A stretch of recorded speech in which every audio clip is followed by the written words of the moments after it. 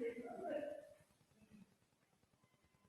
अस्सलाम वालेकुम स्टूडेंट्स, आवाज़ आ रही है आप लोगों को मेरी?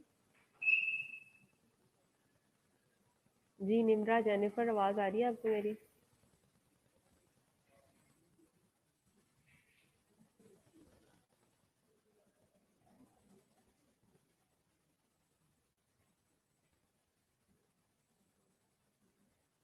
हाँ जी, आवाज़ आ रही है स्टूडेंट्स आप लोगों को मेरी?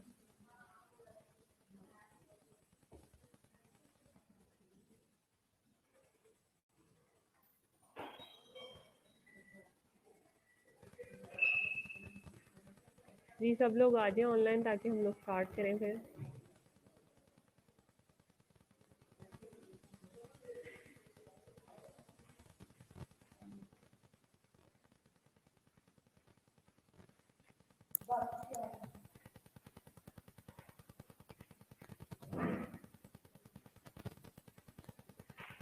लास्ट हम लोगों ने इंटेलिजेंस की थेरीज पे जो थी वो डिस्कशन की थी और उसमें से कुछ चीज़ें जो थी वो हमारी रह गई थी ड्यू टू टाइम कॉन्स्ट्रेंट्स।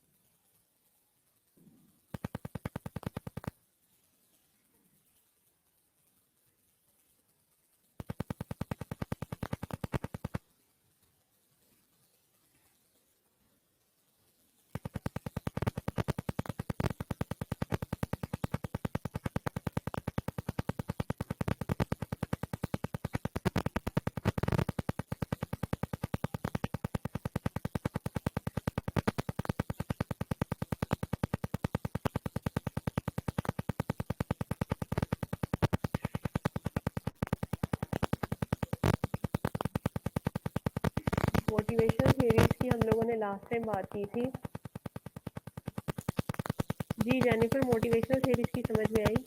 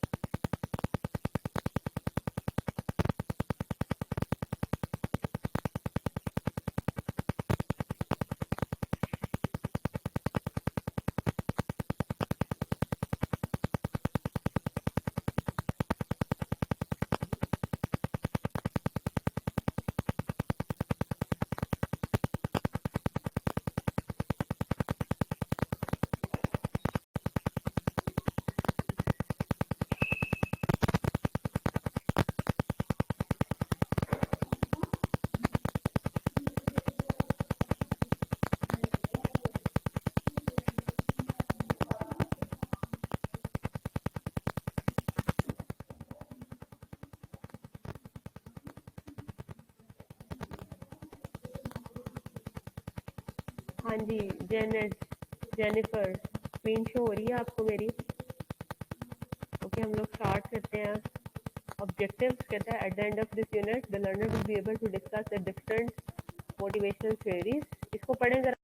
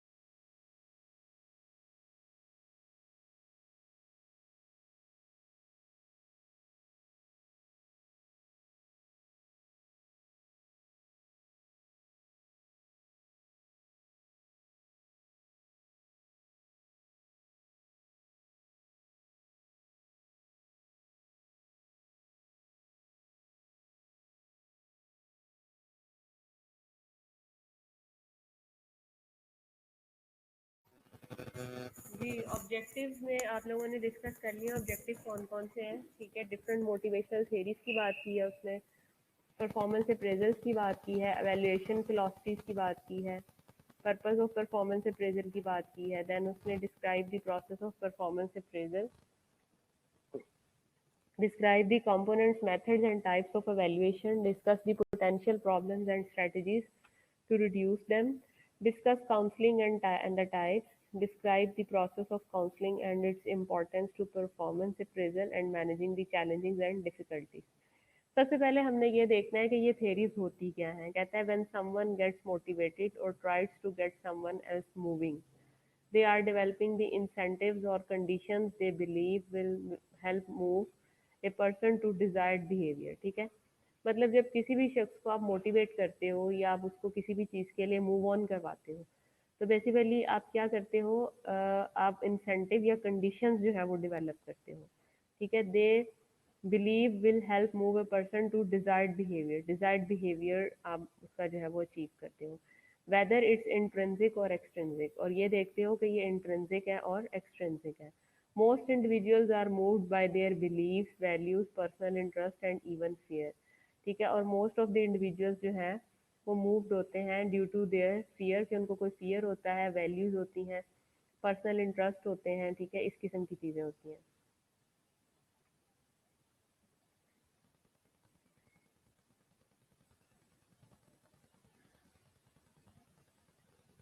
एक मिनट क्लास, ये मैं दोबारा इसको अपलोड करती हूँ क्योंकि ये रिमेनिंग कंटेंट जो है वो आपका शो नहीं हो रहा।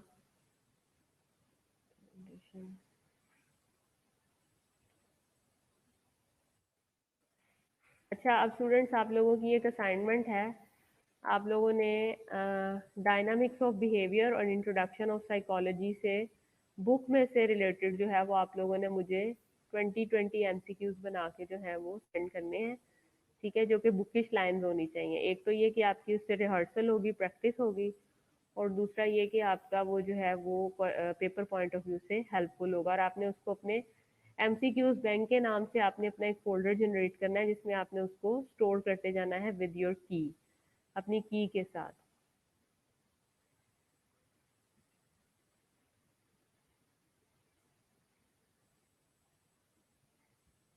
हाँ जी, समझ आ गई असाइनमेंट की किसी को?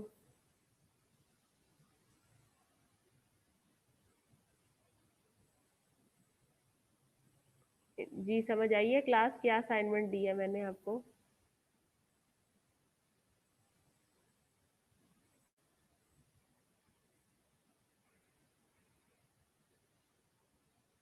आपका लेक्चर जो है वो भी दोबारा अपलोड मैं कर रही हूँ क्योंकि यहाँ पे इशू आ रहा था। हाँ जी, क्या असाइनमेंट दिया है? जी फातिमा आप बताएं। हाँ जी जेनिफर, क्या कहा है मैंने अभी आपको क्लास में?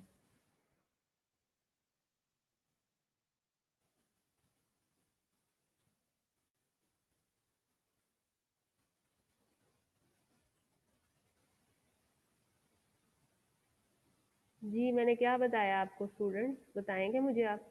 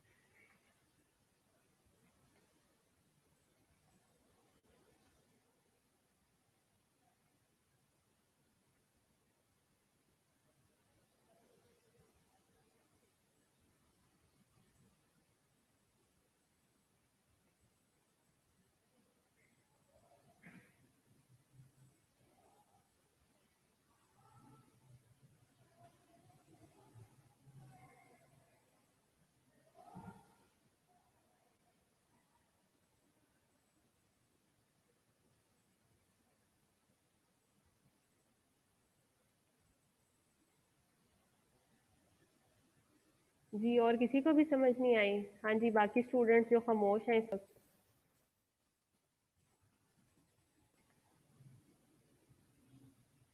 ओके, कौन कौन से चैप्टर्स के हैं? What are the chapter names? Chapter names मुझे बताएं शाबाश। चैप्टर नेम्स जो हैं वो कौन कौन से हैं?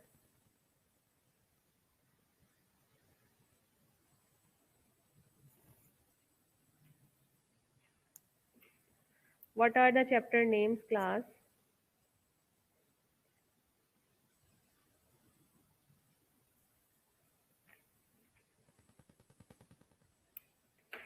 हाँ जी, चैप्टर नेम्स बताएं। Introduction of psychology and dynamics of behaviour. Okay good, शाबाश। ओके, आपकी वो जो थेरीज वाला है उसमें कोई, मेरा ख्याल है कोई बाय मिस्टेक इंटरनेट इशू की वजह से अपलोडिंग में इशू हो रहा है। हम जो है वो इसको स्टार्टअप कर लेते हैं राइट नाउ। परसेप्शन के ऊपर बात कर लेते हैं हम लोग।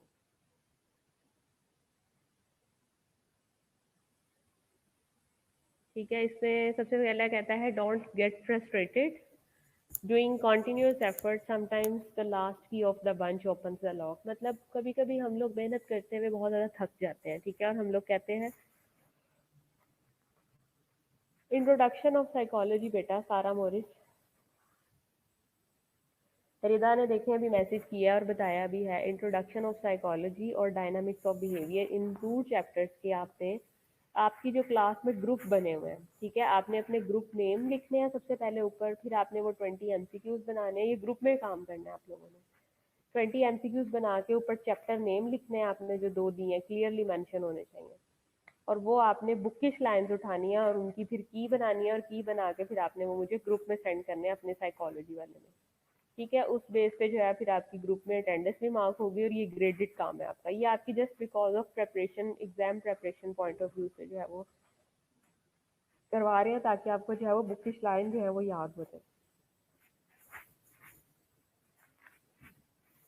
अच्छा, कहता है don't get frustrated, doing continuous effort sometimes the last key of the bunch open the lock. ठीक है, तो इस तरह होता है लाइफ में कि कभी कभी आप जो है वो बहुत ज़्यादा स्ट्रगल करते हुए जो है वो फेड अप हो जाते हैं, और आपको लगता है कि बस देयर इज़ नथिंग। ठीक है, तो वो कहता है कि आपने फ्रस्ट्रेटेड नहीं होना, परेशान नहीं होना, बल्कि सम टाइम वो कहता है कि जो लास्ट की होती है वही दरवाज़ा जो है वो खोल देती है। सो आपने कीज़ को यूज़ करते करते परेशान नहीं होना। मोटिवेशन बहुत ज़्यादा इंपॉर्टेंट होती है। तो what are the basic concepts of motivation, आपने ये देखना है। What are the theories of motivation, what is the role of nursing in motivation, what is emotion, what is attitude, and how emotion and attitude are measured। तो पहले अगर हमने जैसे motivation की थेरीज की बात की, तो वो ड्यू टू इंटरनेट इशू जो है वो अपलोड नहीं हो सका लेक्चर, इसलिए हमने ये वाला कर लिया। तो अगर हम मोटिवेशन की बात करें, तो मोटिवेशन में कहता है basically it is the process that account for an individual's intensity, direction, persistence of effort towards achieving a goal. मतलब लाइफ में गोल्स को मीट करने के लिए, गोल्स को अचीव करने के लिए पर्सन गेट मोटिवेटेड। ठीक है, और फिर ही वो आगे लाइफ में बढ़ सकता है। Motivation is the word derive from the word motive. ठीक है, बेसिकली ये मोटिव से जनरेट किया गया है ये वर्ड, जिसका मतलब है नीड, डिजायर, वांट। ठीक है, डिफरेंट किस्म की डिजायर, ड्राइव, ठीक है, विद इन द इंडिविजुअल, ठीक है, जो कि इंडिविजुअल्स के अंदर होती हैं। It is the process of stimulating people to action to accomplish the goal. ठीक है, मतलब किसी भी किस्म के गोल्स को अचीव करने के लिए पीपल जो स्टिमुलेट होते हैं, ठीक है, और किसी भी किस्म का कोई एक्शन परफॉर्म करते हैं, तो हम कहते हैं कि पीपल गेट मोटिवेटेड। ठीक है, in the work goal contact the psychological factor stimulating the people's behaviour can be desire for money and success. ठीक है, इसमें डिजायर फॉर मनी भी हो सकता है और आपकी सक्सेस भी हो सकती है।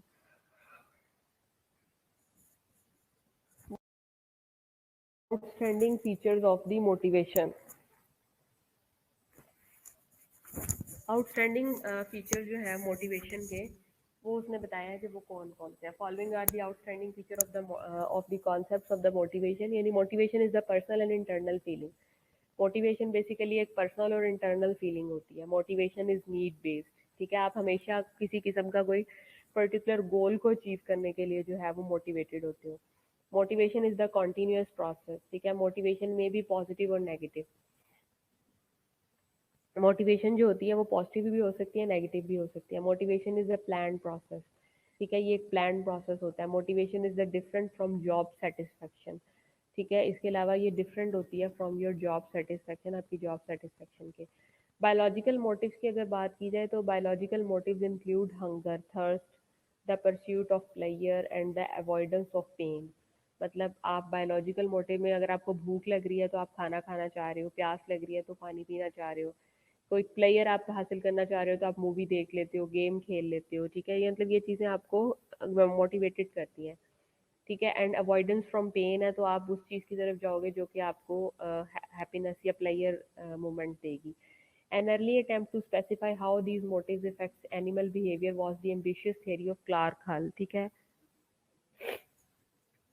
एनिमल्स के अंदर इस चीज़ को स्टडी जब किया गया तो वो एक स्पेसिफिक साइकोलॉजिस्ट था जिसने इसको मोटिवेट किया, तो वो क्लार्क हल था. हल borrowed from the concept of homeostasis और द बायोलॉजिकल रेगुलेशन. ठीक है, तो उसने ये कॉन्सेप्ट लिया होम्योस्टेसिस का बायोलॉजिकल रेगुलेशन से. सोशल मोटिव्स हैं, जैसे कि सोशल मोटिव्स में वो बात करता है कि refers to the humans need to interact with the other humans and to accept them. ठीक है, मतलब जब आप लोगों के साथ बातचीत करते हो सोसाइटी में, उनके साथ इंटरेक्ट करते हो, ठीक है, और इंटरेक्ट करने के बाद जो है वो आप क्या करते हो, डिफरेंट तरह की अंडरस्टैंडिंग डेवलप करते हो अबाउट पीपल, लोगों के बारे में. These interactions are considered to be social behavior that address either directly or indirectly other people with the purpose of soliciting a response. ठीक है, लेकिन बाद जो लोग जो होते हैं वो इस तरह से इतने ज़्यादा कह लें कि एंटी सोशल होते हैं, वो इस तरह से रिस्पॉन्ड नहीं भी शो करते. ठीक है, social motives are complex motive state. ठीक है, सोशल मोटिव जो होते हैं वो आपके कॉम्प्लेक्स मोटिव स्टेट्स होते हैं. They are called social because they are learn in social group. ठीक है, ये सोशल कहलाते हैं क्योंकि हम इनको सोशल ग्रुप्स में से सीखते हैं. ठीक है, हमारे सराउंडिंग में जितने भी लोग होते हैं, पीयर होता है, हम उनसे सीखते हैं, स्पेशली इन द फैमिली में से. Social motives are also called learn motives or secondary motives. आपके जो सोशल मोटिव्स हैं वो आपके लर्न मोटिव्स भी हो सकते हैं और सेकेंडरी मोटिव्स भी हो सकते हैं. It includes needs for achievement, need for affiliation. ठीक है, नीड फॉर पावर. ठीक है, need of information, need of security, need of self esteem, need of love and hope. ठीक है, मतलब ये वो सारी की सारी नीड्स हैं जिसके ऊपर ये सारी की सारी आप जो होते हो, आप मोटिवेटेड होते हो और आप स्टेप फॉरवर्ड करते हो to achieve a particular goal. ठीक है, थ्योरीज ऑफ मोटिवेशन में आपकी Maslow theory of need hierarchy आ जाती है, हायरार्की की थ्योरी आ जाती है, हल्स ड्राइव थ्योरी आ जाती है. ठीक है, साइको एनालिटिकल थ्योरी आ जाती है, टॉल्जमैन कॉग्निटिव थ्योरीज आ जाती हैं. ये सारी की सारी वो है जो कि हमने पहले पढ़ी भी हैं मोटिवेशन की थ्योरीज में. ठीक है, ड्राइव की थ्योरी भी हमने पढ़ी थी, साइको एनालिटिकल भी पढ़ी है, टॉल्जमैन की भी पढ़ी है और मैस्लो भी पढ़ी है. ठीक है, बस इसको उन्होंने कंटेंट और जो था वो दूसरी उन्होंने एक प्रोसेस थ्योरी थी और एक कंटेंट थ्योरी थी. ठीक है, जो कि हमने इसके मोटिवेशनल थ्योरी के लेक्चर में पढ़ी थी. मैस्लो की theory of need of hierarchy जो है वो क्या बताती है, ये साइकोलॉजी है comprising the 5 tyre model of the human needs. Maslow जैसे आपने बहुत दफ़ा पढ़ा है कि उसमें फिजियोलॉजिकल नीड्स है, सेफ्टी है, सिक्योरिटी है, लव एंड बिलोंगिंगनेस है. ठीक है, सेल्फ एक्चुअलाइजेशन है. ठीक है, और ये सारी की सारी स्टेजेस है. Often often depicted as a hierarchical level within the pyramid. वो पायरामिड जैसे जैसे ऊपर जाता है वैसे वैसे जो है वो क्या होता जाता है कि नीड्स का हमें पता चलता जाता है. Needs lower down in the hierarchy must be satisfied before individuals can attend to needs higher up. ठीक है, और जैसे जैसे नीड्स ऊपर की तरफ पायरामिड मूव करता जाता है वैसे वैसे इंसान की नीड्स भी जो है वो एडवांस होती जाती हैं. देखें, सबसे नीचे जो है वो फिजियोलॉजिकल नीड्स है जिसमें आपकी क्या है, स्लीप है, हंगर है, थर्स्ट है. ठीक है, फिर सेफ्टी है जिसमें आपके पास जो होम है, शेल्टर है, फूड है, लव एंड बिलोंगिंगनेस है. ठीक है, मतलब रिलेशनशिप आ जाता है. देन आपकी अपनी पर्सनल सेल्फ एस्टीम आ जाती है. ठीक है, आप मतलब अपना अपनी पर्सनली जो है साइकोलॉजिकली जो है वो आप अपना सोसाइटी के अंदर अपना रोल प्ले करना चाहते हो. देन आपका मैक्सिमम रोल प्ले जब सोसाइटी के अंदर होता है और आप एक इंडिपेंडेंट एंटिटी के तौर पे सामने आते हो तो वो सेल्फ एक्चुअलाइजेशन का पार्ट हो जाता है. ठीक है, next Hull drive theory is very important. ठीक है, a theory of motivation develop by Clark Hull. ठीक है, उसका पूरा नाम था साइकोलॉजिस्ट का क्लार्क हल. ठीक है, और the drive reduction theory focuses on how motivation originate from the biological needs और ड्राइव. यानी कि जो मोटिवेशन है वो बायोलॉजिकल नीड्स के साथ उसकी एसोसिएशन क्या है और वो बायोलॉजिकल नीड्स में से कैसे हम उसको एब्स्ट्रैक्ट कर सकते हैं. Basically, Hull proposed a person behavior is an external display of his desire to satisfy his physical deficiencies. ठीक है, बेसिकली उसने कहा है कि जो पर्सन का बिहेवियर है, पीपल बिहेवियर जो होता है वो is an external display of his desire. वो एक एक्सटर्नल डिस्प्ले है इसकी डिज़ायर का to satisfy his physical deficiencies. ठीक है, इसकी फिजिकल डेफिशिएंसीज को फुलफिल करने के लिए. The drive could be deprivation of food, water, sleep, oxygen, sexual stimulation and so on. ठीक है, अब वो कुछ भी हो सकता है, फूड भी हो सकता है, वाटर भी हो सकता है, स्लीप भी हो सकती है, ऑक्सीजन भी हो सकती है, ठीक है, और मतलब किसी भी किस्म की ड्राइव जो कि आपको ज़रूरत है। देन आ जाता है आपके पास psycho analytical theory. Sigmund Freud psycho analytical theory of personality argue that human behaviour is the result of the interaction among three component part. ठीक है, साइको एनालिटिकल थ्योरी में उसने यही कहा था ना कि पर्सनालिटी जो है ह्यूमन की, वो आर्ग्यू करती है कि ह्यूमन बिहेवियर जो है वो थ्री पार्ट्स से मिलकर बना होता है, id, ego and super ego, ठीक है, माइंड के। Human personality is complex and has more than a single component. In his famous psychoanalytical theory of personality, personality is composed of three elements. और वो थ्री एलिमेंट्स आपके पास ईट है, ego and super ego है, जो कि work together to create a complex human behaviour. Freud believed that people could be cured by making conscious their unconscious, ठीक है। Freud का ये यकीन है कि people could be cured by making conscious their unconscious, ठीक है, कि लोग जो हैं वो क्या करते हैं, अपने कॉन्शियस को बनाते हैं अपने अनकॉन्शियस से वाया थॉट्स एंड मोटिवेशन, ठीक है, और वो एक इनसाइट गेन करते हैं। और जो एम है आपके पास साइको एनालिसिस थेरेपी का is to release repressed emotion, ठीक है, कि आपने क्या करना है, अपने रिप्रेस्ड इमोशन को रिलीज करना है जो कि आपकी रिप्रेशन में चले गए due to any danger, due to any anger, ठीक है, and make the unconscious conscious, ठीक है, और जो आपकी अनकॉन्शियस चीजें आपने उनको कॉन्शियस में लेके आना है। जैसे id, ego, super ego, I want this for example, आप कोई भी काम करना चाहते हैं, ये आपकी इड है, ठीक है। सुपर ईगो क्या है, this is not the way to get it. अब किस तरीके से आप वो काम करना चाह रहे हैं, आइदर बैड वे से करना चाह रहे हैं या गुड वे से करना चाह रहे हैं, वो आपकी सुपर ईगो है, ठीक है। और ईगो क्या है, लेट्स वर्क ऑन इट, के मतलब बस काम स्टार्ट कर दिया है, काम करना चाहते हैं, ये इड है, ठीक है। लेट्स वर्क ऑन इट मतलब के काम शुरू कर दिया है, ठीक है। This is not the way to get it, way क्या है, अच्छा या बुरा, ये सुपर ईगो है। अब टॉल्समैन की कॉग्निटिव थ्योरी भी यही कहती है, जो कि बताती है साइन ऑफ लर्निंग है, an organism learn by pursuing a signs to a गोल।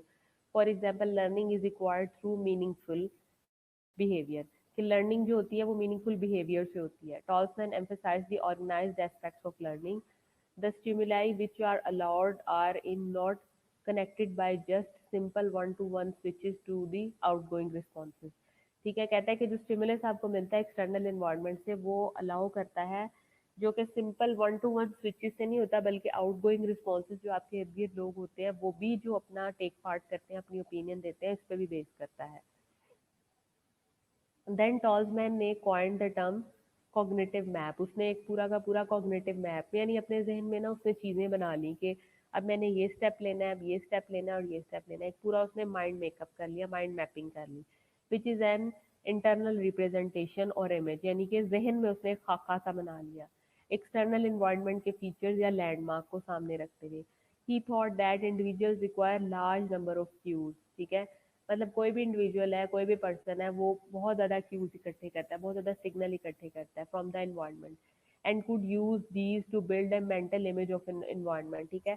और एक मेंटल इमेज को बनाने के लिए जो है वो ये सारी की सारी माइंड मेकिंग करता है, एक कोग्निटिव मैप को जनरेट करने के लिए, ठीक है।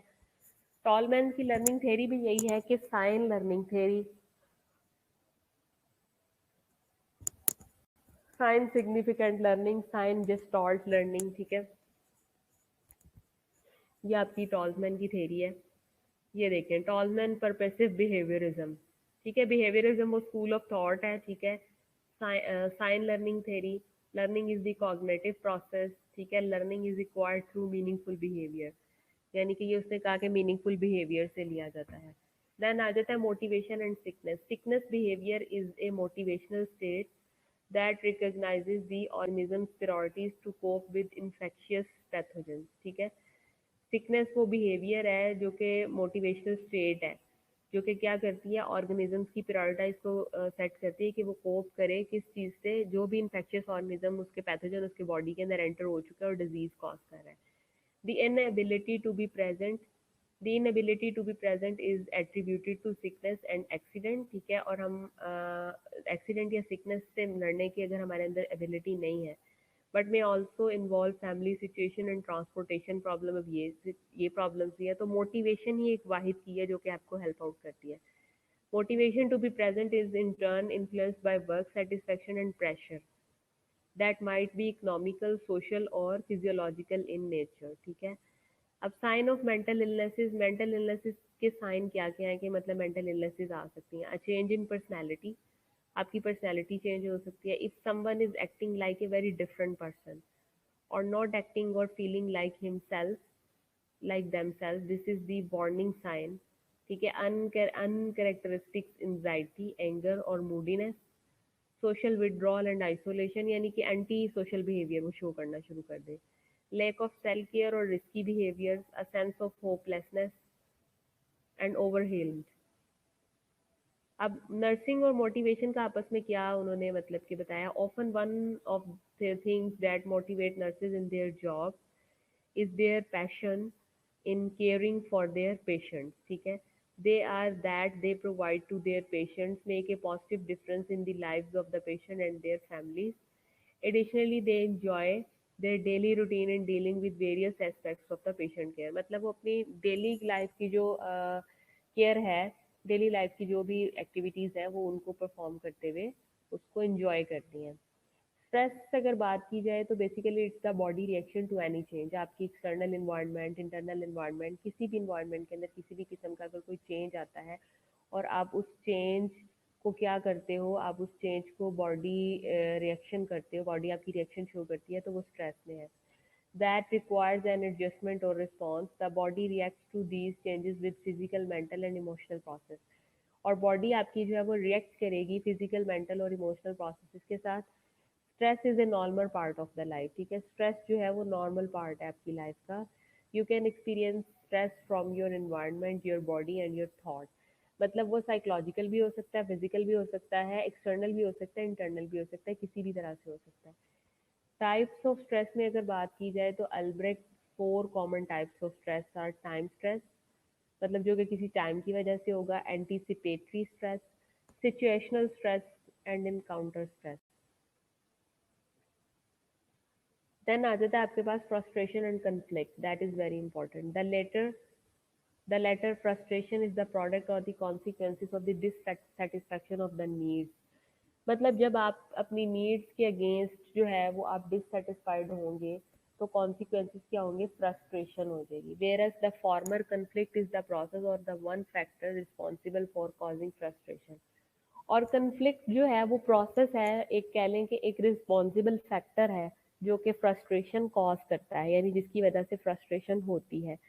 Conflict is the operation of two incompatible action system, यानी कि जब दो चीज़ें मतजाद डायरेक्शंस में चलना शुरू हो जाए तो उस वक्त वहाँ पे कन्फ्लिक्ट रेज होता है। It may be drives, needs, values, tendencies and impulses. ये ड्राइव्स, नीड्स, वैल्यूज और इम्पल्सिस भी हो सकती हैं। अब स्ट्रेस का रिलेशन के साथ उसने, सिकनेस के साथ उसने रिलेशन बताया है। कहता है stress seems to be worsen और increase the risk of condition, मतलब अगर आप स्ट्रेस लेंगे तो ओबेसिटी की तरफ जाएंगे, हार्ट डिजीजेस की तरफ जाएंगे, अल्जीमर डिजीज में आपके पास डायबिटीज, ठीक है, डिप्रेशन, ठीक है, stomach disturbances, gastrointestinal problem, asthma शुरू हो जाएगा। Before you get too stressed out, being stressed out, there is some good news, ठीक है। और उस स्ट्रेसफुल सिचुएशन से निकलने के लिए आपको कोई ना कोई रेमेडी की जरूरत होती है। Indeed stress symptoms can effect your body, your thoughts and feeling and your behaviour, ठीक है। अगरचे स्ट्रेस जो है वो इन सब चीज़ों के ऊपर आपको इफेक्ट करती है। Stress that's left unchecked can contribute to many health problems such as high blood pressure, heart disease है, ओबेसिटी है, डायबिटीज़ है, ये सारी की सारी चीज़ें हैं। नर्सिंग में इसका रोल अगर देखा जाए, although some stressful situations are specific to particular type of hospital unit, nurses are subject to more general stress which arise from the physical, psychological and social aspects of the work environment. High level of stress results in staff burnout and turnover and adversely affect patient care. From nursing assistant to RN, nurses handle a lot on the job. Try to get organized. Getting yourself organized is one the way to combat stress. Ask for advice, ठीक है, advice के लिए वो बात करती हैं। Work on better communication के लिए, ठीक है, ताकि गलती के चांसेस कम हो। पॉजिटिव स्टे, ठीक है। Learn deep breathing for times of stress, मतलब जब स्ट्रेस हो, गुस्सा है तो आप डीप ब्रीदिंग स्टार्ट कर दें, ठीक है। It will help for It will help to ventilate yourself. Take care of yourself during and after the work and talk it. ठीक है. देन इमोशंस आ जाते हैं. ठीक है, इसको हम फिर जो है वो उसमें नेक्स्ट क्लास में देख लेंगे इमोशंस को. ठीक है. आप अभी जो मैंने आपको असाइनमेंट दिया आपने वो जमा करवाने हैं.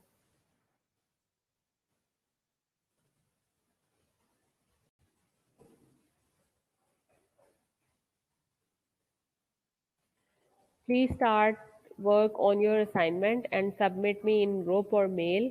ठीक है. And that assignment is graded. ठीक है, वो ग्रेडेड है और you have to do at any cost. वो आपको उसके ऊपर काम करना ही करना है. ठीक है. अब मुझे सब बच्चे जो है वो अपनी अटेंडेंस मार्क करवा दें